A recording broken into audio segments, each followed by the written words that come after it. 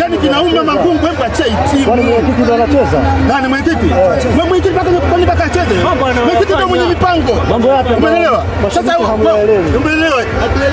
Timu amtuambii kwamba bana inacheza au haichezi.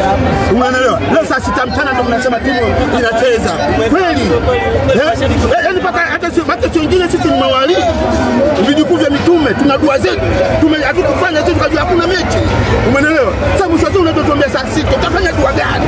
Ili mai tushinda. Umeelewa? Timu ya Simba sasa hivi ni mara 5 mfululizo mnapoteza mbele ya Yanga. Sio mara 5 mfululizo. Maandalizi yake ambayo nakwambia vipi? Kama Mangungu ataendelea kuwepo madarakani, tutafungwa tena. Sio mara 5 tu. Kwa Mangungu akiwepo madarakani. Kama mimi ningekuwa mwenyekiti wa Simba, mimi leo nilikuwa natangaza kujiuzulu. Yaani Mangungu kashindwa, kafeli. Mungu zake amefeli, Mangungu umefeli. Makubwa mnajenga timu. Sawa, timu imejengwa.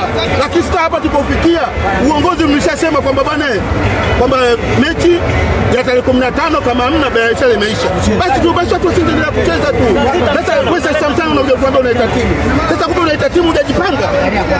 Kwani hujajipanga? Sababu unaita timu. Unaona viongozi wapigishe shoti. Wanapiga shoti kweli. Nani umetutia sala mechi 4? Mechi 4. Unatoaje Kagoma? Tunatumia hela mechi 4. Wewe kocha unatoaje Kagoma? Ni ujanja.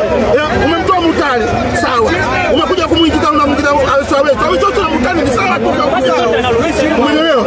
Kwa kweli sasa hivi Simba Mangungu tunakuomba timu yetu jiuzuru.